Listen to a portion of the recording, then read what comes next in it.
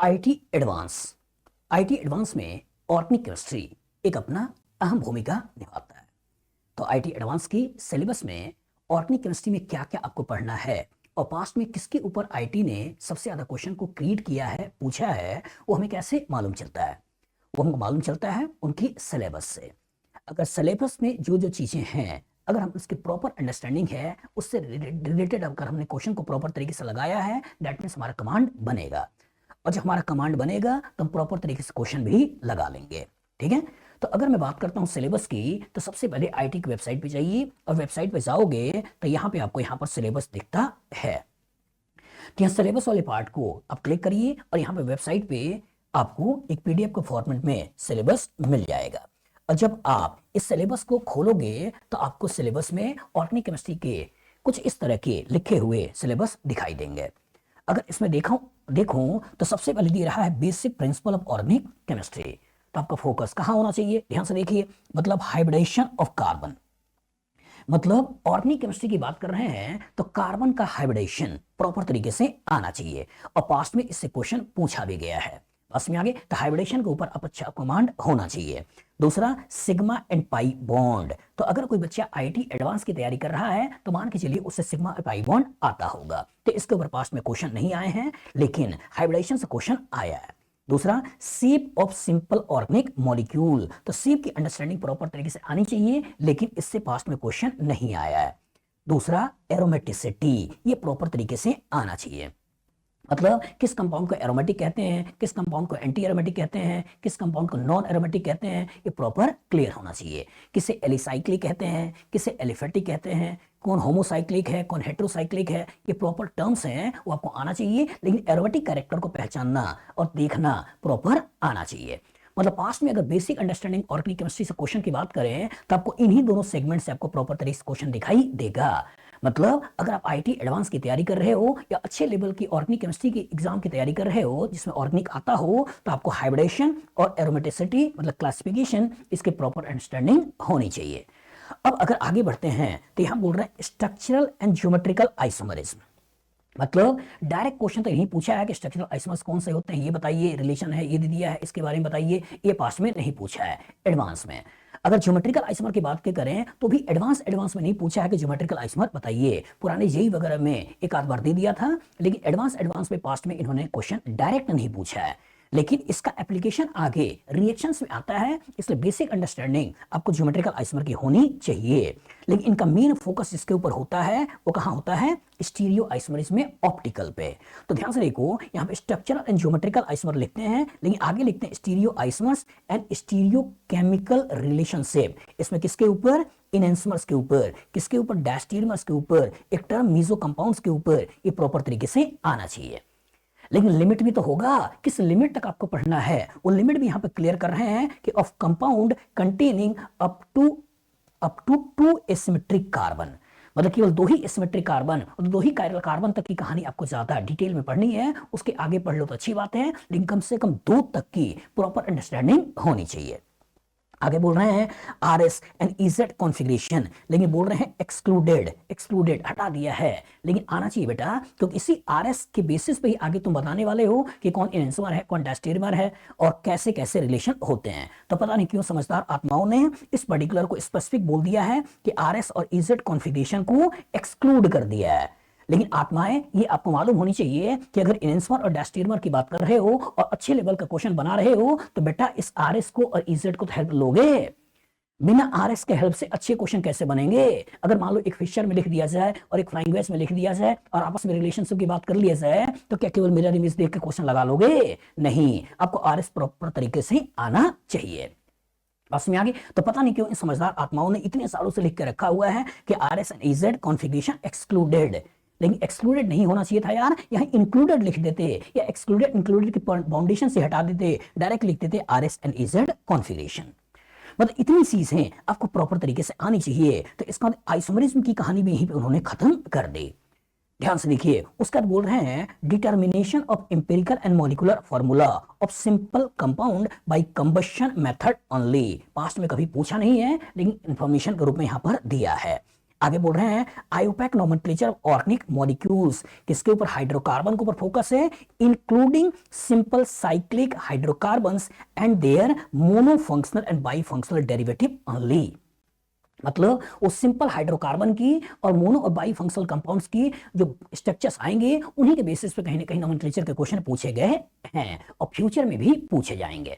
तो दूसरा सेगमेंट जो बेसिक अंडरस्टैंडिंग का है, वो बेसिक अंडरस्टैंडिंग का दूसरा सेगमेंट कौन सा होता है? नोमेनक्लेचर। मतलब पहले आपको कुछ कनेक्शन क्लियर होना चाहिए, तो कनेक्शन बेसिक अंडरस्टैंडिंग में हाइब्रिडाइजेशन और क्लासिफिकेशन, दूसरा आपका नोमेनक्लेचर, तीसरा आपका आइसोमेरिज्म में स्टीरियो और मेन फोकस ऑप्टिकल आइसोमेरिज्म पर।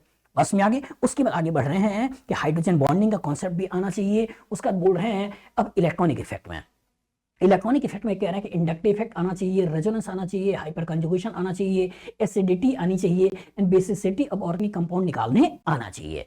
इससे क्वेश्चन पास्ट में आए हैं कि डिक्रीजिंग ऑर्डर में एसिडिक कैरेक्टर बताइए, डिक्रीजिंग ऑर्डर बेसिक कैरेक्टर बताइए, तो आपको प्रॉपर तरीके से आना चाहिए। में आगे उसके बाद अगर देखा जाए तो पूछ रहे हैं रिएक्टिव इंटरमीडिएट्स, तो reactive intermediates produced during homolytic and heterolytic bond fission या क्लीवेज, मतलब कार्बोकैटायन, कार्बेनायन, फ्री रेडिकल, इसकी प्रॉपर तरीके से अंडरस्टैंडिंग भी आनी चाहिए। उसके बाद कह रहे हैं कि formation, structure and stability of carbocation, carbanion and free radical. अब इन्होंने स्पेसिफिक लिख दिया है कि कैसे कार्बोकेटायन बनेगा, इसका इंफॉर्मेशन आना चाहिए, कैसे कार्बेनायन बनेगा, इसका कॉन्सेप्ट आना चाहिए, कैसे फ्री रेडिकल बनेगा, इसका कॉन्सेप्ट आना चाहिए, और साथ साथ फॉर्मेशन भी आना चाहिए, इसका स्ट्रक्चर भी क्लियर होना चाहिए, और कैसे इसकी स्टेबिलिटी गवर्न होती है, कौन सा फैक्टर इसको स्टेबल बनाता है, कौन सा फैक्टर इसको अनस्टेबल बनाता है, ये भी प्रॉपर तरीके से आना चाहिए।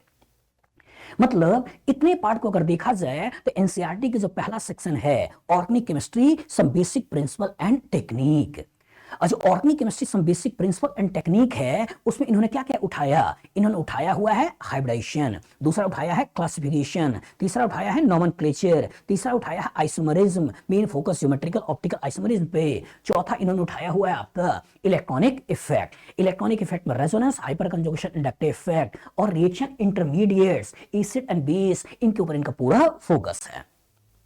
और अच्छी बात क्या है? अच्छी बात यह है कि इन सबसे आईटी ने पास्ट में क्वेश्चन पूछा है, कुछ इससे क्वेश्चन नहीं पूछे हैं, इसको मैंने डिस्कार्ड कर दिया था भले ही सिलेबस में है।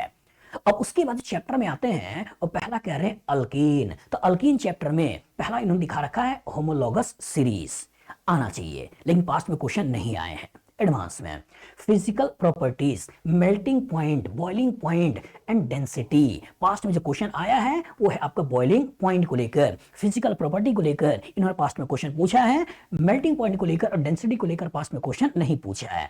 And effect of branching on them, मतलब बॉइलिंग पॉइंट का क्वेश्चन पूछा था और ब्रांचिंग को लेकर क्वेश्चन बना दिया था, तो 6 कार्बन के जो आइसोमेरिक अल्केन होते हैं उन्हीं को लेकर बॉइलिंग पॉइंट का कंपैरिजन उन्होंने करा दिया था कि एक केस में 6 की चेन, एक केस में 5 की चेन जो 2 आइसोमर बनेंगे, और एक केस में 4 की चेन जो 2 आइसोमर बनेंगे, उनको लेकर इन्होंने बॉइलिंग पॉइंट का कंपैरिजन करा दिया था।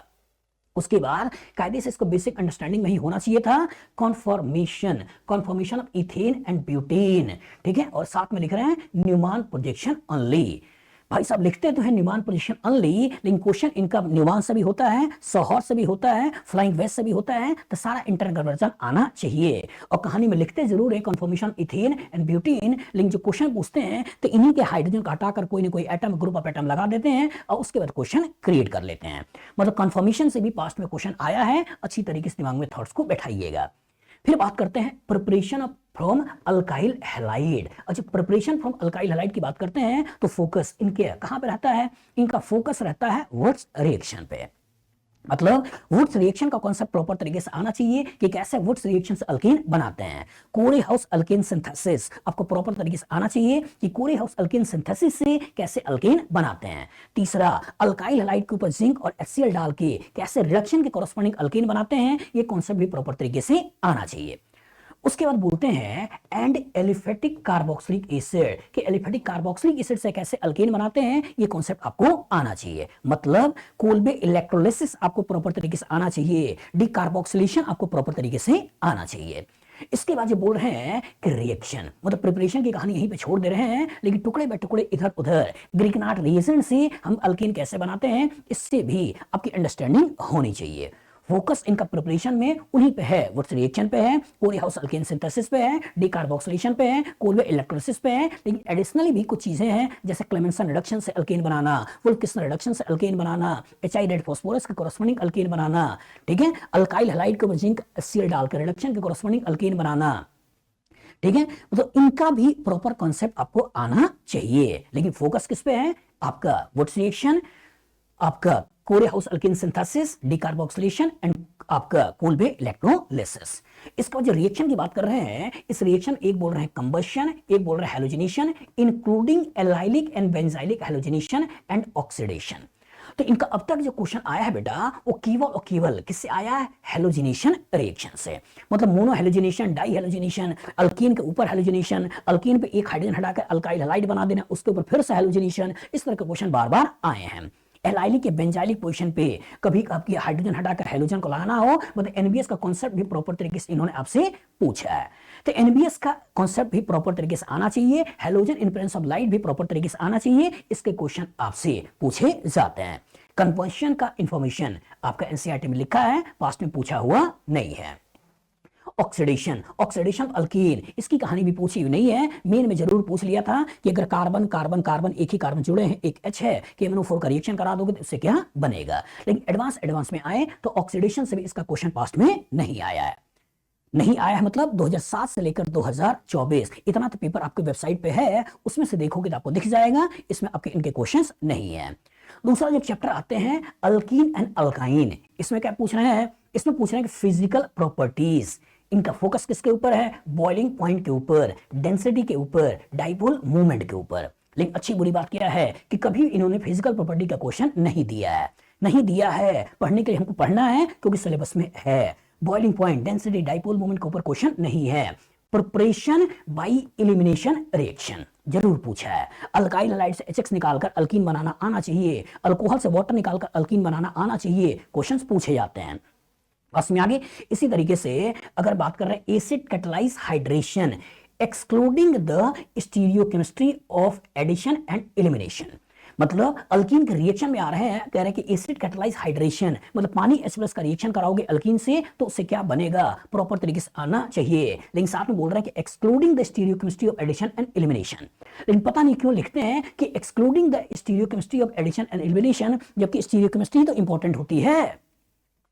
मतलब पास्ट में भी फ्यूचर में भी मतलब अच्छे क्वेश्चन अगर बनाने हो तो यार क्वेश्चन कहां से आता है? क्वेश्चन स्टीरियोकेमिस्ट्री से आता है, हर टीचर पढ़ाता है। अगर आए तो प्रॉपर तरीके से आए और ना आए तो एकदम ना आए। आधा अधूरी बात मत करो यार, बार बार ब्रैकेट में डालते हो, एक्सक्लूडिंग कर देते हो और एक लिमिट डाल देते हो, लेकिन फ्यूचर में उसके क्वेश्चन दे भी देते हो। इससे थोड़ा बचो। ये ब्रैकेट में डालने वाली कहानियों को खत्म करो और प्रॉपर तरीके से कॉन्सेप्ट पे आओ, हर लेवल का क्वेश्चन पूछो, लेकिन सिलेबस में है उसी के इर्द गिर्द घूमो, सिलेबस के बाहर मत जाओ। बस में आगे तो यहाँ पे ब्रैकेट का कोई मतलब था नहीं, आपको प्रॉपर तरीके से पढ़ना चाहिए। हर एक रिएक्शन की स्टीरियोकेमिस्ट्री आपको आनी चाहिए। अगर आईटी एडवांस की तैयारी कर रहे हो तो हर एक रिएक्शन उसकी स्टीरियोकेमिस्ट्री आपको प्रॉपर आना ही चाहिए। आगे फिर पूछ रहे हैं कि मेटल एसिटालाइड, तो metal acetylide reaction of alkene with KMnO4 मतलब बेयर्स रिएक्शन एंड ओजोन मतलब ओजोनोलिसिस। तो मेटल एसिटालाइड कार्बाइड का रिएक्शन लेकर एक बार क्वेश्चन पूछा हुआ है एडवांस में भी, तो ये कहानी भी प्रॉपर तरीके से आना चाहिए। Reaction of alkene with KMnO4 Baeyer's reaction proper तरीके से आना चाहिए, ओजोनोलिसिस प्रॉपर तरीके से आना चाहिए। दोनों को लेकर पास्ट में क्वेश्चन पूछा गया है। 2013 आईटी एडवांस इसे तो कॉम्प्रिहेंशन तक बना रखा है, प्रॉपर तरीके से आना चाहिए। फिर बोल रहा है कि reduction of alkenes and alkynes, तो रिडक्शन ऑफ अल्कीन अल्काइन में हर तरीके आने चाहिए। मेनली आपका फोकस हाइड्रोजन NI PD और PT के ऊपर होता है, लेकिन अल्कीन अल्काइन का हाइड्रोजनेशन अगर किसी और के थ्रू होता हो वो भी आपको आना चाहिए, लेकिन main focus hydrogen NI PD या PT। उसके बाद अगर मैं बात करता हूं रिडक्शन, तो रिडक्शन की बात बोल रहे हैं electrophilic addition reaction of alkene. इनका फोकस किसके ऊपर है? हैलोजन के ऊपर। फोकस किसके ऊपर है? HX के ऊपर। फोकस किसके ऊपर है? HOX के ऊपर। HOX के ऊपर मतलब दिखाया है इन्होंने केवल हैलोजिनेशन, मतलब अलग अलग ये हैलोजिनेशन HOX और आपका ये HX का रिएक्शन। तो कहने के लिए भले ही 3 दिखा रहे हैं, हैलोजिनेशन, HX और आपका HOX, लेकिन आपको अच्छी तरीके से आना चाहिए। हैलोजिनेशन मतलब HX वाटर, अल्कोहल, हैलोजिनेशन अलग अलग halogenation NOX HOX। Oxymercuration, demercuration, alkoxymercuration, demercuration, hydroboration oxidation, hydroboration reduction, मतलब ये प्रॉपर तरीके से आना चाहिए। Reaction of conjugated dienes, thermodynamics, kinetics, इसकी बात प्रॉपर तरीके से आना चाहिए। मतलब अल्कीन अल्काइन की बात कर रहे हो तो हर तरह के इलेक्ट्रोफिलिक एडिशन रिएक्शन प्रॉपर तरीके से आना चाहिए। भले ही इनकी कहानी में जो किरदार है वो किरदार आपका हेलोजिनेशन है, किरदार आपका HX है, किरदार आपका HOX है, लेकिन अगर पास्ट के पेपर को देखो तो इन्होंने हाइड्रोबोरेशन ऑक्सीडेशन से भी क्वेश्चन पूछा हुआ है। ठीक है, एक बार इन्होंने क्वेश्चन दे दिया था कि मॉलिक्यूलर फार्मूला X है जिसका उन्होंने दे रखा था C8H6 है, उसके ऊपर उन्होंने लिंडलार कैटलिस्ट डालकर उन्होंने C8H8 बना रखा था। उसके ऊपर वो कहते हैं कि यहाँ पर C8H8 जो बन चुका है इसके ऊपर कहते हैं कि आपसे BH3 और सेकंड स्टेज में H2O2OH- का रिएक्शन है उसे आप X बनाइए। नीचे वो देते हैं यहाँ के ऊपर dilute sulphuric acid mercury sulphate है, इसके कॉरस्पॉन्डिंग C8H6O2 बनता है, C8H8O बनता है और इसके ऊपर इथाइल मैग्नीशियम ब्रोमाइड का रिएक्शन है। फिर बाद में H+ हीट के द्वारा एलिमिनेशन कराते हुए फिर से अल्कीन बनाते हैं। तो कहानी में किरदार लिखते नहीं है हाइड्रोबोरेशन ऑक्सीडेशन, कहानी में कहीं भी लिखा हुआ नहीं है, लेकिन पूछ लेते हैं। और जब पूछ लेते हैं तो प्रॉपर क्लियर हो बेटा कि जब इलेक्ट्रोफिलिक एडिशन रिएक्शन की बात कर रहे हैं तो जितने भी इलेक्ट्रोफिलिक एडिशन रिएक्शन आपके लेवल पे आ सकते हैं वो सब कुछ आना चाहिए। मतलब वाटर के एडिशन का तरीका, वाटर H+ तो आना चाहिए, आपका दूसरा हाइड्रोबोरेशन ऑक्सीडेशन भी आना चाहिए और ऑक्सीमर्कुरेशन डीमर्कुरेशन भी आना चाहिए, भले लिखा हुआ नहीं है। उसके बाद अगर आगे बढ़े तो यहां पे कह रहे हैं effect of peroxide on addition reaction. और जो effect of peroxide on addition reaction की बात कर रहे हैं मतलब एंटी मार्कोनिकॉफ की बात कर रहे हैं, HBr पेरोक्साइड की बात कर रहे हैं, मतलब ये कहानी भी प्रॉपर तरीके से आना चाहिए। एक बार आईटी ने एडवांस में इसको लेकर कॉम्प्रिहेंशन तक बना रखा है, प्रॉपर तरीके से आए। फिर बोल रहे हैं cyclic polymerisation reaction of alkyne, मतलब पॉलीमराइजेशन रिएक्शन अल्काइन मतलब एसिटिलीन से कैसे बेंजीन बनाओगे, ट्राइमराइजेशन भी आना चाहिए और कैसे पॉलीमर की तरफ आगे बढ़ते हैं वो भी प्रॉपर तरीके से आना चाहिए। तो पॉलीमराइजेशन से क्वेश्चन तो नहीं पूछा है, लेकिन एसिटिलीन से बेंजीन का बनना इस पर्टिकुलर को लेकर क्वेश्चन इन्होंने पास्ट में जरूर पूछा है।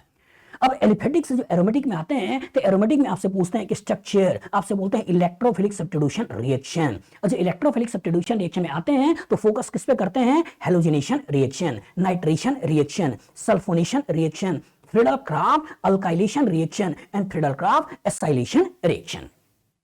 मतलब कॉन्सेप्ट एकदम क्लियर हो बेटा कि halogenation, nitration, sulphonation, alkylation, acylation, इससे बार बार क्वेश्चन आया है। और खासकर आईटी के एडवांस में एसाइलेशन एक ऐसा रिएक्शन है जो आपको बार बार दिखाई देता है। बहुत बार कॉम्प्रिहेंशन में वो जब चैप्टर का मिक्सिंग करके लास्ट में पहुंचाता है तो उस केस में एसाइलेशन को लेकर क्वेश्चन बनाया गया है।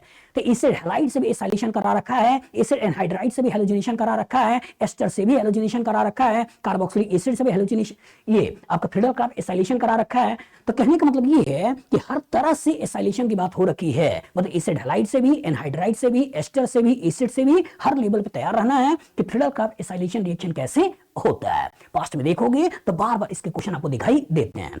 इसके बाद कहता है effect of directing group monosubstituted benzene in this reaction. लिखने गलत भाई साहब लिख देते हैं कि मोनो सब्स्टिट्यूटेड बेंजीन, लेकिन कहानी में इन्होंने डाई सब्स्टिट्यूशन देके भी पूछा हुआ है, ट्राई सब्स्टिट्यूशन को देके भी पूछा हुआ है। तो जो ओरिएंटेशन को देख रहे हो तो हर एक लेवल का ओरिएंटेशन आना चाहिए, चाहे मोनो सब्स्टिट्यूशन का हो, चाहे डाई सब्स्टिट्यूशन का हो, चाहे ट्राई सब्स्टिट्यूशन का हो, मतलब कॉन्सेप्ट प्रॉपर तरीके से आना चाहिए कि अगर कोई सब्स्टिट्यूशन होगा तो उसका रोल क्या होता है। उसके बाद जब बेंजीन से निकलते हैं मतलब एलिफेटिक से एरोमेटिक में आए, एरोमेटिक हाइड्रोकार्बन से जब चैप्टर्स में आते हैं वो चैप्टर्स से फिनॉल चैप्टर में आते हैं तो फिनॉल चैप्टर में बोलते गए हैं फिजिकल प्रॉपर्टीज, फिनॉल के फिजिकल प्रॉपर्टीज। पास्ट में कोई क्वेश्चन नहीं पूछा है, प्रिपरेशन जरूर पूछा है, तो फिनॉल का प्रिपरेशन आपको प्रॉपर तरीके से आना चाहिए। क्लोरोबेंजीन से फिनॉल भी बनाना आना चाहिए, डाइजोनियम सॉल्ट से फिनॉल बनाना भी आना चाहिए, बेंजीन सल्फोनिक एसिड से फिनॉल भी बनाना आना चाहिए और क्यूमीन से फिनॉल बनाना भी आना चाहिए। और क्यूमीन से फिनॉल बनाना इन्होंने बार बार पूछा है, मतलब फिनॉल बनाना प्रॉपर तरीके से आना चाहिए। Electrophilic substitution reaction of phenol, और electrophilic substitution reaction of phenol इसमें स्पेसिफिक लिख रहे हैं halogenation reaction, nitration reaction, sulphonation reaction, even Reimer Tiemann reaction कोई नई चीज नहीं है। रिमर-टिमर रिएक्शन एक इलेक्ट्रोफिलिक सब्स्टिट्यूशन रिएक्शन ही है। कोल्बे रिएक्शन, और जो कोल्बे रिएक्शन की बात कर रहे हैं ये भी कोई नई चीज नहीं है, ये भी एक इलेक्ट्रोफिलिक सब्स्टिट्यूशन रिएक्शन ही है। मतलब कि electrophilic substitution reaction phenol proper तरीके से आना चाहिए, halogenation, nitration, sulphonation, alkylation, acylation, ठीक है। उसके बाद जो एसाइलेशन करा रहे हो तो सीएचओ लाना, तो सीएचओ कैसे लाओगे, मतलब आपका रेमा-टिमन रिएक्शन प्रॉपर तरीके से आना चाहिए। अगर सीओएच लाना है तो कैसे लाओगे, मतलब कार्बोक्सिलेशन, आपको कोल्बे रिएक्शन प्रॉपर तरीके से आना चाहिए। लिखा हुआ नहीं है लेकिन आपको नाइट्रोसेशन रिएक्शन भी आना चाहिए, डाइसो कपलिंग रिएक्शन भी आना चाहिए, मतलब पूछे जाते हैं। उसके बाद एस्टेरिफिकेशन, उसके बाद इथेरिफिकेशन, इन्होंने इस तरह के क्वेश्चन इन्होंने नहीं दिया है, लेकिन आना चाहिए कि जब फिनॉल की रिएक्टिविटी कम करना होगा तो कैसे करोगे। खासकर एस्टेरिफिकेशन अगर टर्म हटा दें तो रिएक्टिविटी कम करके क्वेश्चन तो पूछा ही है, आना चाहिए। इथेरिफिकेशन उतना इंपॉर्टेंट नहीं है, नहीं पूछा है। एस्पिरिन सिंथेसिस पूछा है, प्रॉपर तरीके से आना चाहिए। Oxidation and reduction reaction of phenol, ठीक है, ऑक्सीडेशन रिडक्शन ऑफ फिनॉल, इसको लेकर क्वेश्चन नहीं पूछा है लेकिन आना चाहिए कि कैसे बेंजोफिनॉल बनाओगे और कैसे इसको बेंजीन में कन्वर्ट करोगे, प्रॉपर तरीके से आना चाहिए। तो कहने का मतलब ये बेटा कि कुछ चीजें हैं जो आपसे क्वेश्चन बार बार पूछी जाती हैं, उन्हीं पे फोकस करिए, आईटी एडवांस तो बड़े आराम से निकाल लोगे। उसके बाद जो कहानी में आता है अल्काइल हैलाइड, और जो अल्काइल हैलाइड चैप्टर में आ रहे हैं तो अल्काइल हैलाइड चैप्टर में इनकी बात किससे होती है, अल्काइल हैलाइड चैप्टर में इसकी जो बात होती है, इसकी बात सबसे पहले किसमें करते हैं, rearrangement reaction of alkyl carbocation, मतलब अल्काइल हैलाइड में जो कार्बोकेटायन बनेगा हाइड्रोजन घटाकर, उसके रीअरेंजमेंट से लेकर क्वेश्चन बनाएंगे, मतलब SN1 रिएक्शन को लेकर क्वेश्चन बनाएंगे, E1 रिएक्शन को लेकर क्वेश्चन बनाएंगे। दैट मींस पास्ट में SN1 को लेकर क्वेश्चन आया हुआ है, ठीक है। ग्रिग्नार्ड रिएजेंट, मतलब ग्रिग्नार्ड रिएजेंट का एप्लीकेशन, मतलब RMGX का एप्लीकेशन अल्काइल हैलाइड पे कैसे होगा, वो प्रॉपर तरीके से आना चाहिए। तो एसिड बेस रिएक्शन के कोरस्पॉन्डिंग भी पूछा है, टर्मिनल अल्काइन को कैसे नॉन टर्मिनल अल्काइन में कन्वर्ट करोगे, ये भी आपसे पास्ट में पूछा है, प्रॉपर तरीके से आना चाहिए। तो ग्रिग्नार्ड रिएजेंट के बेस से क्या है, R of RMGX is a very good base, very good nucleophile। तो सारा का सारा फोकस इसी पे करिए, हर तरह के क्वेश्चन आप प्रॉपर तरीके से लगा लोगे। इसके बाद जो कहानी में ले रहे हैं वो पूछ रहे हैं, बोल रहे हैं nucleophilic substitution reaction and their stereochemical aspect, मतलब SN1 के प्रॉपर तरीके से कॉन्सेप्ट आना चाहिए, SN2 का प्रॉपर तरीके से कॉन्सेप्ट आना चाहिए, कहां से रेसिमिक मिक्सचर है बनेगा ये भी कॉन्सेप्ट आए, और कहां से इन्वर्जन इन कॉन्फिगरेशन होगा ये कॉन्सेप्ट भी प्रॉपर तरीके से आना चाहिए। जब एक कायरल कार्बन होगा तब क्या होगा, एक से ज्यादा कायरल कार्बन होगा तब क्या होगा, प्रॉपर तरीके से कहानी क्लियर होनी चाहिए। सब्सट्रेट में स्टीरियोकेमिस्ट्री होगा तब क्या होगा, रिएजेंट में स्टीरियोकेमिस्ट्री होगा तब क्या होगा, सब्सट्रेट रिएजेंट दोनों में स्टीरियोकेमिस्ट्री होगा तब क्या होगा, मतलब प्रॉपर तरीके से आना चाहिए। मतलब SN1 SN2 की प्रॉपर अंडरस्टैंडिंग आपके दिमाग में होनी चाहिए, इसको लेकर आपसे क्वेश्चन पास्ट में पूछे गए हैं। एडिशनली SN आपका आई रिएक्शन जानना चाहो तो जान लो, वो भी प्रॉपर तरीके से आना चाहिए। भले मैकेनिज्म वाइज नहीं पूछा है लेकिन इंटरनल कन्वर्जन तो आपसे पूछा ही है कि अगर कभी अल्कोहल को अल्काइल क्लोराइड में कन्वर्ट करोगे तो उस केस में SOCl2 डालना है। उसके बाद अगर बात करते हैं अल्कोहल चैप्टर की, तो अल्कोहल चैप्टर की फिजिकल प्रॉपर्टीज पास्ट में नहीं पूछा है लेकिन जान लो। दूसरा रिएक्शन, और रिएक्शन में किसके ऊपर फोकस, एस्टेरिफिकेशन प्रॉपर तरीके से आना चाहिए। ग्लूकोज वगैरह में जाकर एस्टिक एनहाइड्राइड के साथ रिएक्शन करके पूछ लेते हैं, मतलब बड़े बड़े मॉलिक्यूल्स में जाकर जहां अल्कोहल हो वहां से क्वेश्चन क्रिएट कर लेते हैं, मतलब प्रॉपर तरीके से आना चाहिए। Dehydration, formation of alkyne and ethers, मतलब प्रॉपर तरीके से E1 रिएक्शन आना चाहिए, प्रॉपर तरीके से E2 रिएक्शन आना चाहिए। और अगर E1 रिएक्शन आ रहा है, कार्बोकेटायन आ रहा है, तो अल्कोहल का अटैक करके ईथर कैसे बनता है, कितने टेंपरेचर पे ईथर बनता है, कितने टेंपरेचर पे अल्कीन बनता है, ये भी प्रॉपर तरीके से आना चाहिए। सोचिए प्रॉपर तरीके से आना चाहिए। उसके बाद बोल रहा है रिएक्शन विद सोडियम, मतलब मेटल के साथ अगर रिएक्शन होगा अल्कोहल का तो क्या होगा, एसिडिक हाइड्रोजन का टेस्ट कैसे होता है, प्रॉपर तरीके से आना चाहिए। फास्फोरस हैलाइड, मतलब PCl5 के साथ रिएक्शन PCl3 के साथ रिएक्शन होगा तो उसके कॉरेस्पॉन्डिंग क्या बनेगा, फास्फोरस और साथ में हाइड्रोजन होगा, उसके कॉरेस्पॉन्डिंग क्या होगा, प्रॉपर तरीके से आना चाहिए। ZnCl2 concentrated HCl, Lucas reason के द्वारा जो रिएक्शन होगा उसका कॉन्सेप्ट क्या होगा, प्रॉपर तरीके से आना चाहिए। SN1 है SN2 है, अगर SN1 है तो उसका लिविंग ग्रुप कौन सा है, कौन निकलेगा, कब निकलेगा, कैसे निकलेगा, प्रॉपर तरीके से आना चाहिए। प्राइमरी है, सेकेंडरी है, टर्सरी है, कैसे डिस्टिंग्विश करोगे, प्रॉपर तरीके से आना चाहिए। उसके बाद थायोनिल क्लोराइड, वही आपका SNI की बात कर रहे हैं, तो मैकेनिज्म तो नहीं पूछा है लेकिन आपसे रिएक्शन जरूर पूछा है कि अल्कोहल के ऊपर थायोनिल क्लोराइड डालोगे तो क्या बनेगा, आपको आना चाहिए। फिर कह रहा है conversion of alcohol into aldehyde, ketone and carboxylic acid, मतलब ऑक्सीडेशन। तो ऑक्सीडेशन का कॉन्सेप्ट भी प्रॉपर तरीके से आना चाहिए कि प्राइमरी अल्कोहल को एल्डिहाइड किस रिएजेंट के द्वारा बनाना है, प्राइमरी अल्कोहल को कार्बोक्सिलिक एसिड का कैसे पहुंचाना है, सेकेंडरी अल्कोहल को कीटोन कैसे पहुंचाना है, कौन सा रिएजेंट वीक होते हैं, कौन सा रिएजेंट स्ट्रांग होता है, किससे क्या बनने वाला है, मतलब PCC, PDC, KMnO4, K2CR7, CrO3H+, proper तरीके से कॉन्सेप्ट आना चाहिए।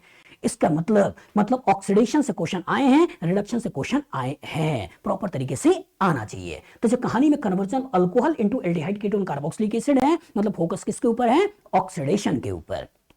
पास में आगे इसके बाद जो ईथर चैप्टर में आ रहे हो, तो ईथर चैप्टर में देखिए प्रिपरेशन बाय विलियमसन सिंथेसिस, मतलब विलियमसन ईथर सिंथेसिस प्रॉपर तरीके से आना चाहिए। इसका जो SN2 रिएक्शन के कॉन्सेप्ट है वो प्रॉपर तरीके से आना चाहिए।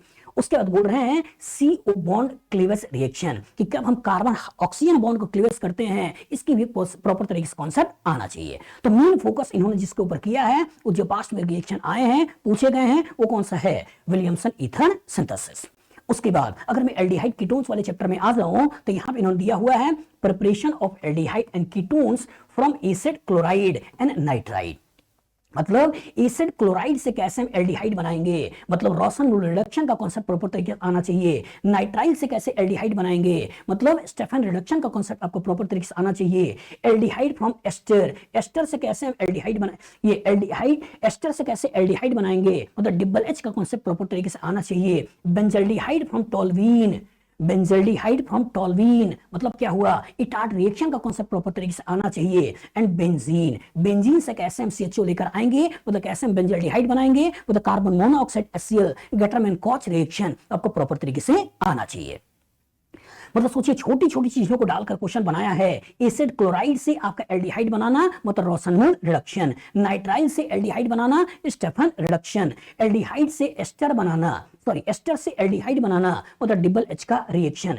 टोल्वीन से बेंजल्डिहाइड बनाना, मतलब ये इटार्ट रिएक्शन। इटार्ट रिएक्शन बेंजीन से आपका बेंजल्डिहाइड बनाना, इटार्ट रिएक्शन। CrO2Cl2 के कोरस्पॉन्डिंग आपका बेंजल्डिहाइड बनाना, बेंजीन से बेंजल्डिहाइड बनाना, गेटरमैन कोच फॉर्माइलेशन रिएक्शन, उसके कोरस्पॉन्डिंग चीजें आनी चाहिए। उसके बाद रिएक्शंस बोल रहे हैं ऑक्सीडेशन, तो एल्डिहाइड का ऑक्सीडेशन, मतलब Tollens reagent, falling solution, Benedict solution, सिफ रिएजेंट प्रॉपर तरीके से आना चाहिए। रिडक्शन, तो रिडक्शन का कॉन्सेप्ट आना चाहिए कि कैसे एल्डिहाइड से अल्कोहल बनता है, कैसे कीटोन से अल्कोहल बनता है, मतलब lithium aluminium hydride, sodium borohydride का कॉन्सेप्ट प्रॉपर तरीके से आना चाहिए। कैसे एल्डिहाइड कीटोन को अल्कीन में कन्वर्ट करते हैं, क्लेमेंसन रिडक्शन, वोल्केसन रिडक्शन, ये प्रॉपर तरीके से कॉन्सेप्ट आना चाहिए। साथ में HI रेड फास्फोरस जान लो, अच्छी बात है, ठीक है। उसके बाद आइए ऑक्साइन, कि कैसे हम एल्डिहाइड कीटोन से ऑक्साइन बनाते हैं, हाइड्रोक्सिल अमीन का रिएक्शन करके जो ऑक्साइन बनता है, उससे भी क्वेश्चन कहीं ना कहीं आपसे पूछे जा सकते हैं, पूछा नहीं है, ठीक है। उसके बाद हाइड्राजोन फॉर्मेशन, कि जो हाइड्रोजन के साथ रिएक्शन एल्डिहाइड कीटोन का करते हैं, उसके कॉरस्पॉन्डिंग जो हाइड्रोजन बनता है, उसके बारे में भी आपसे पूछ सकता है, पूछा नहीं है। एल्डोल अच्छी तरीके से आना चाहिए, पास्ट में कॉम्प्रिहेंशन तक बना रखा है। Aldol condensation, Cannizzaro reaction, haloform reaction, ये 3 ऐसे रिएक्शन हैं जो प्रॉपर तरीके से आना चाहिए, हर बार लगभग पूछे जाते हैं। Aldol condensation, Cannizzaro reaction, Perkins ये रिएक्शन, हेलोफॉर्म रिएक्शन, पर्किंग कभी आगे दिख जाएगा। तो aldol Cannizzaro haloform reaction.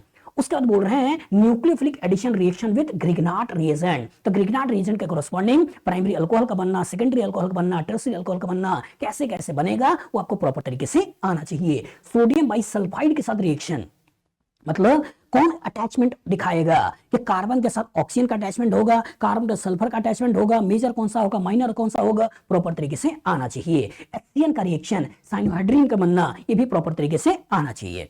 Cyanohydrin को हाइड्रोलिसिस करा दें, उससे क्या बनेगा वो भी प्रॉपर तरीके से आना चाहिए। अमीनो एसिड इससे कैसे बनाएंगे वो भी प्रॉपर तरीके से आना चाहिए। अल्कोहल मतलब अल्कोहल के कॉरस्पॉन्डिंग हेमी एसिटल, और एसिटल का फॉर्मेशन कैसे होता है ये भी प्रॉपर तरीके से आना चाहिए। अमीन के कॉरस्पॉन्डिंग आपका जो प्राइमरी अमीन के साथ रिएक्शन करोगे तो इमीन बनेगा, और जो सेकेंडरी अमीन के साथ रिएक्शन करोगे तो इनामीन बनेगा, ये प्रॉपर तरीके से आना चाहिए। पास्ट में भले ही आए नहीं है लेकिन नेम रिएक्शन आपके लिए इंपॉर्टेंट है। एल्डोल कैनिजारो और हेलोफॉर्म रिएक्शन अच्छी तरीके से आना चाहिए। उसके बाद जब कार्बोक्सिलिक एसिड में जाते हैं तो यहां बात करते हैं फिजिकल प्रॉपर्टीज, आपसे पूछा नहीं है। प्रिपरेशन फ्रॉम नाइट्राइल, मतलब जब नाइट्राइल के ऊपर एसिड हाइड्रोलिसिस कराते हैं, इसके कॉरस्पॉन्डिंग कार्बोक्सिलिक एसिड बनाते हैं, ये आपसे बार बार पूछा गया है, अच्छी तरीके से आना चाहिए। ग्रिग्नाट रिएजेंट, मतलब जब हम ग्रिग्नाट रिएजेंट का कार्बन डाइऑक्साइड के साथ रिएक्शन कराएंगे, इसके कॉरस्पॉन्डिंग कार्बोक्सिलिक एसिड बनाएंगे, ये भी प्रॉपर तरीके से आना चाहिए। इसका बोल रहे हैं hydrolysis of ester and amide, जो एस्टर अमाइड का हाइड्रोलिसिस करके कार्बोक्सिलिक एसिड बनाते हैं, ये भी प्रॉपर तरीके से आना चाहिए। कब दिखेगा, जब फिनॉल की रिएक्टिविटी कम करने के लिए एसिटिक एनहाइड्राइड का रिएक्शन करके एस्टर बनाओगे, उसकी हाइड्रोलिसिस, उससे दिखेगा एनिलीन की रिएक्टिविटी कम करने के लिए जब एसिटाइलाइड बनाओगे उसकी हाइड्रोलिसिस, उसमें कहीं ना कहीं दिखेगा। मतलब आपको एस्टर की हाइड्रोलिसिस आनी चाहिए, अमाइड की हाइड्रोलिसिस आनी चाहिए। Preparation of benzoic acid from alkyl benzene, कि जो अल्काइल बेंजीन को बेंजोइक एसिड में कन्वर्ट करना है, टॉल्यूइन को बेंजोइक एसिड में कन्वर्ट करना है, तो केमिनोफॉर का रोल प्रॉपर तरीके से आना चाहिए। उसके बाद रिएक्शन रिडक्शन वाला, हेलोजिनेशन वाला, फॉर्मेशन ऑफ एस्टर वाला एंड एसिड क्लोराइड वाला एंड अमाइड वाला, मतलब कि एसिड का रिडक्शन आपको प्रॉपर तरीके से आना चाहिए। जैसे BH3 के द्वारा एसिड को हम रिड्यूस करते हैं वो आपको आना चाहिए। हेलोजिनेशन आपको आना चाहिए। HBZ रिएक्शन कि अगर एसिड के अल्फा पोजीशन पे हाइड्रोजन है उसका रिप्लेस रिएक्शन अगर ब्रोमीन और आपका फॉस्फोरस के साथ कराते हैं तो अल्फा हाइड्रोजन का रिप्लेसमेंट ब्रोमीन के साथ हो जाता है, मतलब अल्फा हेलो कार्बोक्सिलिक एसिड बन जाता है। हेलोजिनेशन आना चाहिए। दूसरा, अगर आपके पास बात करते हैं फॉर्मेशन ऑफ एस्टर, तो एस्टर मतलब अल्को एसिड को OR मतलब एस्टर में कैसे कन्वर्ट करोगे, अल्कोहल एक्सेस में डालते हुए H+ की मौजूदगी में, वो भी प्रॉपर आना चाहिए। थाइनिल क्लोराइड के कॉरस्पॉन्डिंग जो एसिड क्लोराइड बनाते हैं वो भी प्रॉपर तरीके से आना चाहिए। तो यहाँ देखो, यहाँ भी हेलोजन की बात हो रही है और यहाँ भी कहानी में हेलोजन ही तो आ रहा है, लेकिन यहाँ जो एसिड क्लोराइड बना रहे हो तो कहानी वो पूछना चाहता है कि SOCl2 के साथ रिएक्शन, और यहाँ जो हेलोजनेशन दिख रहा है तो ये एसिड के अल्फा पोजीशन का हाइड्रोजन हटाकर वहां हेलोजन लाने की बात कहीं ना कहीं पूछ रहा है। अमाइड मतलब एसिड के ऊपर अमोनिया रिएक्शन करा दो, हीट कर दो, उसके कॉरस्पॉन्डिंग जो अमाइड बनता है उसके बारे में कहीं ना कहीं पूछ रहा है। फिर जब कहानी में अमीन आया तो अमीन के corresponding preparation from nitro compound, तो नाइट्रो कंपाउंड से कैसे बनेगा, मतलब इनडायरेक्टली रिडक्शन पूछ रहा है। मतलब NO2 को कैसे NH2 में कन्वर्ट करोगे, SnHCl का कॉन्सेप्ट, आयरन HCl का कॉन्सेप्ट आपसे जानने की कोशिश कर रहा है। नाइट्राइल से कैसे अमीन बनाओगे, नाइट्राइल NCN, CN के कॉरस्पॉन्डिंग CH2 NH2 बनाना है। मतलब हाइड्रोजन निकल का कॉन्सेप्ट, PD का कॉन्सेप्ट आपको प्रॉपर तरीके से आना चाहिए। उसी का उल्टा अगर आइसोनाइट्राइल दे दे और उसके कॉरस्पॉन्डिंग कैसे सेकेंडरी अमीन बनता है वो भी प्रॉपर तरीके से आना चाहिए। इसे रिडक्शन के कॉरस्पॉन्डिंग हमको बनाना है। अमाइड से कैसे अमीन बनाओगे, मतलब हॉफमैन ब्रोमामाइड रिएक्शन का कॉन्सेप्ट भी आपसे प्रॉपर तरीके से पूछ रहा है, ये भी आना चाहिए। इससे भी पास्ट में क्वेश्चन आए हुए हैं। इसका बोल रहा है रिएक्शन, कौन सा रिएक्शन, वही है हेलो हॉफमैन ब्रोमामाइड डिग्रेडेशन। यही आपकी बात कर रहा था कि अमाइड से अमीन बनाना है वो आपको प्रॉपर तरीके से आना चाहिए, हॉफमैन ब्रोमामाइड रिएक्शन। इसमें यहां तक पूछा हुआ है कि अमाइड के ऊपर जब ब्रोमीन और NaOH लेते हो और इससे अमीन बनाते हो तो कितना मॉलिक्यूल ब्रोमीन का होगा और कितना मॉलिक्यूल NaOH का होगा, और ये अमाइड को अमीन में जब बनाएगा ये नंबर तक आप बताइए। मतलब मैकेनिज्म प्रॉपर तरीके से आना चाहिए। गैब्रियल थैलीमाइड अमीन सिंथेसिस अच्छी तरीके से आना चाहिए कि प्राइमरी एलिफेटिक आपका अमीन बनाना हो, और एलिफेटिक अमीन बनाने के लिए सबसे अच्छा तरीका कौन सा होता है, गैब्रियल थैलीमाइड अमीन सिंथेसिस। तो एक बार तो आपका हॉफमैन ब्रोमामाइड रिएक्शन और गैब्रियल थैलीमाइड अमीन सिंथेसिस दोनों को मिलाते हुए क्वेश्चन को बना रखा है और एक अच्छा खासा कॉम्प्रिहेंशन तक क्रिएट कर रखा है। उसका बोल रहा है रिएक्शन विद नाइट्रस एसिड, मतलब डाइजोटाइजेशन रिएक्शन का कॉन्सेप्ट भी प्रॉपर तरीके से आना चाहिए। इवन प्राइमरी अमीन पे भी आना चाहिए, सेकेंडरी अमीन पे भी आना चाहिए, टर्सरी अमीन पे भी आना चाहिए। किस तरह का रिएक्शन प्राइमरी सेकेंडरी टर्सरी देता है ये कॉन्सेप्ट भी अच्छी तरीके से क्लियर होना चाहिए। Azo coupling reaction of diazonium salt of aromatic amine, मतलब डाइजो कपलिंग रिएक्शन, मतलब फिनॉल के ऊपर होगा तो क्या बनेगा, एनिलीन के ऊपर होगा तो क्या बनेगा, बीटा नेफ्थॉल के ऊपर होगा तो क्या बनेगा, अल्फा नेफ्थॉल के ऊपर होगा तो क्या बनेगा। विद कलर तक आपको याद रखना है। एक बार तो बदमाशी किया था जेई के समय, उन्होंने बोल दिया था कि when aniline is treated with NaNO2 HCl at 0 to 5 degree Celsius temperature produces a compound which on reaction with beta naphthol give a compound that will give blue color। तो क्या ब्लू कलर का die है, नहीं, proper clear होना चाहिए कि red colour का die है। इवन कलर तक आपसे पूछा हुआ है, तो डाइजो कपलिंग रिएक्शन अच्छी तरीके से आना चाहिए। पास में इसको लेकर बार बार आईटी ने क्वेश्चन बनाया है। फिर डाइजोनियम सॉल्ट के कुछ एडिशनल रिएक्शन में सैंडमेयर रिएक्शन आपको आना चाहिए and related reaction of diazonium salt आपको प्रॉपर तरीके से आना चाहिए। मतलब सैंडमेयर रिएक्शन, गेटरमैन रिएक्शन, बार्सिमैन रिएक्शन, और किसी न्यूक्लियोफाइल का अटैक करके N2 को हटाकर न्यूक्लियोफाइल का लाना, वो कॉन्सेप्ट प्रॉपर तरीके से आना चाहिए। कैसे हम डाइजोनियम सॉल्ट को बेंजीन में कन्वर्ट करते हैं, इथेनॉल या फिर आपका H3PO2 के मौजूदगी में, वो प्रॉपर तरीके से आना चाहिए। एडिशनली कार्बाइल अमीन रिएक्शन, मतलब कैसे हम NH2 को NC में कन्वर्ट करते हैं, आइसोनाइट्राइल बनाते हैं, फाउल स्मेल देते हैं, फिजिकली हम अलग करते हैं, और कैसे अमीन का डिस्टिंक्शन करते हैं, ये कहानी भी प्रॉपर तरीके से आना चाहिए। Hinsberg reaction, primary secondary tertiary amine को कैसे डिस्टिंग्विश करोगे, इस पर्टिकुलर का भी, ठीक है। PHSO2Cl के साथ जो रिएक्शन होता है ये प्रॉपर तरीके से आना चाहिए कि प्राइमरी अमीन होगा तो क्या बनेगा, वो NaOH में सॉल्युबल होगा या नहीं, सेकेंडरी अमीन होगा तो क्या होगा, NaOH में सॉल्युबल होगा या नहीं, टर्सरी अमीन है तो रिएक्शन होगा या नहीं होगा, प्रॉपर तरीके से आना चाहिए। उसका बोल रहा है अल्काइलेशन एंड एसाइलेशन रिएक्शन। मतलब एनिलीन के ऊपर जब अल्काइलेशन रिएक्शन करना होगा, एसाइलेशन रिएक्शन करना होगा, तो क्या डायरेक्ट होगा या नहीं होगा, ये अच्छी तरह से आना चाहिए। और अगर डायरेक्ट नहीं होगा तो कैसे हम कराएंगे, कैसे रिएक्टिविटी कम करके उसको अमाइड बनाएंगे, और अमाइड बना के कैसे रिएक्शन करेंगे, और फिर अमाइड को कैसे अमीन में कन्वर्ट करेंगे, ये भी प्रॉपर तरीके से आना चाहिए। तो कहने का मतलब ये है कि अगर चीजें लिखी हैं तो हर एक लेवल पे आना चाहिए। अब आगे बोल रहा है कि हेलो एरिन्स, और जो हेलो एरिन्स की दुनिया में इन्होंने जो लिया हुआ है वो क्या लिया हुआ है, रिएक्शन। कौन सा रिएक्शन, फिटिग रिएक्शन। तो प्रॉपर तरीके से फिटिग रिएक्शन आना चाहिए, वुड्स फिटिग रिएक्शन प्रॉपर तरीके से आना चाहिए। मतलब कैसे हम, और एक वुड्स रिएक्शन आप पहले देख ही चुके हो कि जो अल्काइल हैलाइड चैप्टर होता है उससे अल्केन बनता है तो वुड्स रिएक्शन है, एराइल हैलाइड चैप्टर है उससे आपका पीएच बनता है तो फिटिक रिएक्शन है, और अल्काइल हैलाइड एराइल हैलाइड को मिलाते हैं और उसके कॉरेस्पॉन्डिंग रिएक्शन आता है वुड्स फिटिक रिएक्शन है, प्रॉपर तरीके से आना चाहिए। फिर बोल रहा है nucleophilic aromatic substitution in haloarenes and substituted haloarenes excluding benzyne mechanism and cine substitution. मतलब एराइल हैलाइड की ऑर्थो और para position strong electron withdrawing group लगा दें और न्यूक्लियोफाइल का रिएक्शन करा दें, SN-AR रिएक्शन, उसका कॉन्सेप्ट भी प्रॉपर तरीके से आना चाहिए। लेकिन साथ में स्पेसिफिक बोल रहा है कि बेंजाइन मैकेनिज्म मत पढ़ो, साइन सब्स्टिट्यूशन मत पढ़ो। 2004 के पहले एक बार दे दिया था, 4 के बाद इन्होंने नहीं दिया है, हटा दिया है, एक्सक्लूडिंग दे दिया है, ठीक है। इसका मतलब मत पढ़ो, जानने के लिए जरूर जान लो कि अगर एराइल हैलाइड के ऊपर अगर मैं NaNH2 का रिएक्शन कराऊंगा, इसके कॉरेस्पॉन्डिंग एनिलीन बनाऊंगा, तो जिस कार्बन में हैलोजन होगा वहां भी NH2 आएगा और उसके बगल वाले कार्बन में भी NH2 आता है। तो जहां पे आता है, जहां पे लगा होता है हैलोजन वहां आए तो सिंपल सब्स्टिट्यूशन है, और बगल वाले से आए तो साइन सब्स्टिट्यूशन है। पास्ट में एडवांस में नहीं पूछा है, पुराने जेई में पूछा है, छोड़ना चाहिए, एकदम छोड़ दीजिए। एक्सक्लूडिंग जानना चाहो तो एडिशनल रिएक्शन जान लो, लेकिन छोड़ना चाहो तो एकदम छोड़ दो।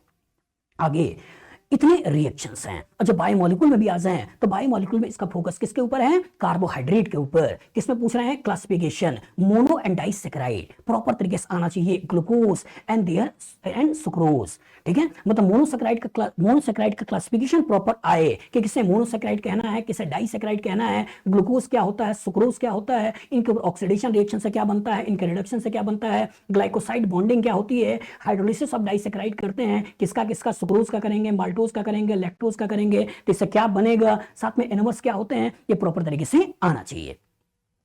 मतलब कि ग्लूकोज की कहानी प्रॉपर तरीके से आना चाहिए कि जब उसका ऑक्सीडेशन कराएंगे तो क्या होगा, जब इसका रिडक्शन कराएंगे तो क्या होगा, इसके ऊपर ब्रोमीन वाटर डालेंगे तो क्या होगा, इसके ऊपर टॉलरेंस रिएजेंट डालेंगे तो क्या होगा, नाइट्रिक एसिड डालेंगे तो क्या होगा, मतलब प्रॉपर कॉन्सेप्ट आए।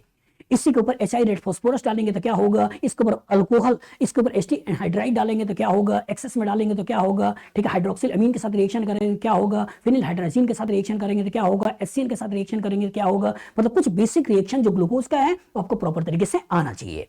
ग्लूकोज के ओपन चेन स्ट्रक्चर क्यों हम साइक्लिक स्ट्रक्चर में गए, उसका लिमिटेशन क्या था, उस पर्टिकुलर को भी प्रॉपर तरीके से आना चाहिए। Cyclic structure glucose, cyclic structure fructose भी प्रॉपर तरीके से आना चाहिए। ग्लूकोज के रिएक्शन से क्या बनता है, माल्टोज, फिर आपका स्टार्च वो भी आना चाहिए, और बीटा डी ग्लूकोज के रिएक्शन से आपका सेलुलोज और बाद में सेलुलोज बनता है, ये कहानी भी प्रॉपर तरीके से आना चाहिए। ग्लूकोज और फ्रक्टोज के कॉम्बिनेशन से सुक्रोज बनता है, इसकी कहानी भी प्रॉपर तरीके से आना चाहिए। यहाँ पे इन्होंने एनोमर की बात किया हुआ है, तो alpha D glucose, beta D glucose anomer होते हैं, क्यों होते हैं, ये कहानी भी आनी चाहिए। और अल्फा ये आपका ग्लूकोज और मैनोज, ग्लूकोज और आपका गैलेक्टोज ये आपके इपिमर हैं, इपिमर की कहानी भी प्रॉपर तरीके से आना चाहिए। म्यूटा रोटेशन क्या होता है ये भी आना चाहिए, भले लिखा हुआ नहीं है, पास्ट में आया है। उसके बाद हम कार्बोहाइड्रेट से निकलकर प्रोटीन में आते हैं, तो 20 जो अमीनो एसिड हैं जो प्रोटीन का फॉर्मेशन करते हैं, प्रोटीनोजेनिक अमीनो एसिड होते हैं, उन सबके नाम और उनके स्ट्रक्चर प्रॉपर तरीके से आना चाहिए, वही आपके काम के हैं, वही बार बार पूछे गए हैं। उसके बाद पेप्टाइड लिंकेज, तो अमीनो एसिड में ग्लाइकोसाइड्स लिंकेज, प्रोटीन्स के अंदर पेप्टाइड लिंकेज प्रॉपर तरीके से आना चाहिए। बोल रहा है structure of peptide primary and secondary, focus किसके ऊपर है, प्राइमरी और सेकेंडरी के ऊपर। मतलब प्राइमरी स्ट्रक्चर ऑफ अमीन्स के ऊपर फोकस हो, सेकेंडरी स्ट्रक्चर ऑफ अमीन्स के ऊपर या प्रोटीन्स के ऊपर फोकस हो। तो टाइप्स ऑफ प्रोटीन्स में इन्होंने फाइब्रस और ग्लोबुलर की बात किया हुआ है, पास में आया नहीं है, लेकिन इंफॉर्मेशन आना चाहिए जब लिखा हुआ है तो। और जब आपने न्यूक्लिक एसिड की बात कर रहे हैं तो chemical composition and structure of DNA RNA यहाँ पे लिख रहे हैं, लेकिन पास्ट में कभी पूछा हुआ नहीं है। फिर जब आ रहे हैं पॉलीमर, तो पॉलीमर में लिख रहे हैं type of polymerisation, addition polymer, condensation polymer proper तरीके से आना चाहिए। किसे एडिशन कहते हैं, किसे कंडेंसेशन कहते हैं। और 20 आपके मोनोमर और उसके कॉरेस्पॉन्डिंग 20 जो पॉलीमर हैं, इसका फोकस केवल इसी पर होता है, वो कॉन्सेप्ट प्रॉपर तरीके से आना चाहिए। उसके बाद जो बात कर रहे हैं बेटा, कौन कौन से ले रहे हैं, होमोपॉलीमर क्या होता है, कोपॉलीमर क्या होता है, नेचुरल रबर क्या होते हैं, सेलुलोज क्या होते हैं, नायलॉन क्या होते हैं, टेफ्लॉन क्या होते हैं, बेकेलाइट क्या होता है, पीवीसी क्या होता है, बायोडिग्रेडेबल पॉलीमर क्या होते हैं, ठीक है, और एप्लीकेशन ऑफ पॉलीमर्स, इसके बारे में पूछा जाता है। तो ये जितने मैंने नाम लिए हैं, आपका नेचुरल रबर, इसका मोनोमर पॉलीमर प्रॉपर तरीके से आना चाहिए आइसोप्रीन, कभी कभी कंफ्यूज करने के लिए क्लोरोप्रीन दे देगा, नियोप्रीन दे देगा, प्रॉपर तरीके से आना चाहिए। सेलुलोज, सेलुलोज के कॉरेस्पॉन्डिंग कौन सा होगा, बीटा डी ग्लूकोज, प्रॉपर तरीके से आना चाहिए। नायलॉन, जो कहानी में नायलॉन है तो नायलॉन 6 की कहानी भी आनी चाहिए, नायलॉन 6 की कहानी भी आनी चाहिए। कौन उसके मोनोमर हैं, अच्छी तरीके से आए। नायलॉन 6 के लिए कैप्रोलैक्टम और नायलॉन 6 के लिए हेक्सेन डाइअमीन और आपका 6 कार्बन के डाई कार्बोक्सिलिक एसिड। इसके बाद कह रहे हैं टेफ्लॉन, टेफ्लॉन की कहानी भी प्रॉपर तरीके से आना चाहिए कि इथीन और इथीन के सारे हाइड्रोजन को अगर फ्लोरीन से रिप्लेस कर दें तो टेट्राफ्लोरोइथीन के कोरेस्पॉन्डिंग टेफ्लॉन बनता है, आना चाहिए। बेकलाइट, फिनोल और फॉर्मल्डिहाइड के कोरेस्पॉन्डिंग रिएक्शन कराकर बेकलाइट बनाते हैं, ऑर्थो पैरा पोजीशन पे अटैचमेंट करते चले जाते हैं। कॉन्सेप्ट आया है, किस तरह का रिएक्शन है, इलेक्ट्रोफिलिक सब्स्टिट्यूशन रिएक्शन, ये भी मेन में पास्ट में पूछा हुआ है। पॉलीविनाइल क्लोराइड पीवीसी कैसे बनता है, ये कहानी भी प्रॉपर तरीके से आनी चाहिए। बायोडिग्रेडेबल पॉलीमर क्या है, ये कहानी तो सबसे ज्यादा इंपॉर्टेंट है, आपको अच्छी तरीके से आना चाहिए। आखिर आईटी आपसे क्यों इतना सारा पैसा खर्च कराती है, क्यों आपसे इतना ज्यादा अच्छे ब्रेन को अपने अंदर लेके चलती है, इसलिए लेके चलती है कि कहीं ना कहीं इंडिया का अच्छा ब्रेन एक जगह पे आएगा तो इंडिया के लिए अच्छा काम करेगा। भले वो करता नहीं है, वो पहले आईटी की तैयारी करता है, 15 लाख बच्चों में से 10,000 के अंदर जाता है, और 10,000 में अच्छे जाने के बाद आईटी का सारा रिसोर्स यूज करता है, इंडिया के बाहर, इंडिया के अंदर हर जगह पढ़ाई करता है, जिन्हें अच्छी जगहों से एक्सपोजर ले सकता था सब लेता है, और उसके बाद सब बर्बाद कर देता है और चला आता है कोचिंग में पढ़ाने के लिए। सब चला आता है कोचिंग में पढ़ाने के लिए, और अगर उसे टीचर ही बनना था तो पता नहीं क्यों आईटी में जाकर वो पढ़ाई करता है। लेकिन फेट ऑफ आयरनी सच है कि वो आता है और बहुत सारी जगहों पे जाकर वो पढ़ाने लगता है, और इनडायरेक्टली एक अच्छा इंजीनियर जो बन सकता था, जो अच्छा एक काम कर सकता था, जो इंडिया में काफी अच्छा वर्क कर सकता था, वो कहीं ना कहीं पैसे की लालच में दूसरे सेगमेंट में घुस जाता है और वो इंजीनियर नहीं रह पाता है। अच्छा काम तो करता है क्योंकि अच्छा ब्रेन है, और जो अच्छा ब्रेन है तो कुछ ना कुछ तो करेगा ही, तो जहां भी जिस फील्ड में जाता है करता तो अच्छा ही है, लेकिन पढ़ाई उसने इंजीनियरिंग की, उसे इंडिया के लिए इंजीनियरिंग बैकग्राउंड में कुछ अच्छा करना चाहिए था, वो छोड़ के वो किसी दूसरे सेगमेंट में चला जाता है और उस सेगमेंट में जाके अच्छा काम करता है। दुख की बात है। चलिए आगे, तो केमिस्ट्री इन एवरीडे लाइफ, तो इसमें जो इनका फोकस है, उनका फोकस है ड्रग टारगेट इंटीग्रेशन से, उसके बाद थेरेपेटिक एक्शन से, विद एग्जांपल दे रहे हैं। ठीक है, यहां पे दे रहे हैं excluding structure of anti acid, structure focus नहीं करना है, कॉन्सेप्ट फोकस करना है। एंटी हिस्टामिन्स के ऊपर, ट्रांसक्विलाइजर के ऊपर, एनाल्जेसिक्स के ऊपर, एंटी माइक्रोबियल्स के ऊपर, एंटी फर्टिलिटी ड्रग्स के ऊपर, आर्टिफिशियल शुगर्स के ऊपर, नेम ओनली, स्ट्रक्चर के ऊपर फोकस नहीं करना है, सोप के ऊपर, डिटर्जेंट के ऊपर और क्लींसिंग एक्शन के ऊपर। इसी साल 2024 में इन्होंने सिलेबस को डाला था, 25 में भी एक्सटेंड कर दिया है, 24 में डाला था, पूछा भी था, हो सकता है 25 में डाला है तो इस साल भी पूछ ले। और दुख की बात क्या है, एनसीईआरटी ने अपने सेक्शन से हटा दिया है। मतलब सोचिए, बोर्ड में जो बच्चे पढ़ रहे हैं, 12th में जो पढ़ रहे हैं, उनके पास एनसीईआरटी बुक में दिखेगा नहीं, और भाई साहब आईटी एडवांस में डाल दिए हैं कि भाई पता नहीं कहां से तुम पढ़ो, लेकिन पढ़ो। पुराने जिसके पास एनसीईआरटी होगा उसके बाद कहानी में किरदार होंगे, चीजें लिखी होंगी, वो तो पढ़ पाएंगे, और नई नई एनसीईआरटी जिनके पास होगा उनमें सेक्शन ही नहीं है, पता नहीं कहां से बच्चा पढ़ेगा और कैसे इस आंसर को या क्वेश्चन को लगाएगा। लेकिन दिमागदार लोग हैं, डाला है। अब उसके बाद बात करते हैं प्रैक्टिकल ऑर्गेनिक केमिस्ट्री। इसमें आपका क्या है, डिडक्शन ऑफ एलिमेंट्स, किस एलिमेंट का, नाइट्रोजन का, सल्फर का, हेलोजन का, मतलब लेसाइगन टेस्ट प्रॉपर तरीके से आना चाहिए। Deduction and identification of following functional groups, मतलब हाइड्रोक्सिल ग्रुप का आइडेंटिफिकेशन प्रॉपर हो, कौन कौन से, अल्कोहलिक या फिनोलिक। उसके बाद कार्बोनिल एल्डिहाइड कीटोन का डिस्टिंक्शन प्रॉपर हो, कार्बोनिल का, अमीन्स का, नाइट्रो का, मतलब फंक्शनल ग्रुप का डिडक्शन जो है वो प्रॉपर तरीके से आना चाहिए। मतलब लुकास रिएजेंट का कॉन्सेप्ट भी प्रॉपर तरीके से आना चाहिए, और आपका फेरिक क्लोराइड का कॉन्सेप्ट भी प्रॉपर तरीके से आना चाहिए। 2,4-DNP का कॉन्सेप्ट भी प्रॉपर तरीके से आना चाहिए। टॉलेंस, फेलिंग, बेनेडिक्ट, सिफ, इनका कॉन्सेप्ट भी प्रॉपर तरीके से आना चाहिए।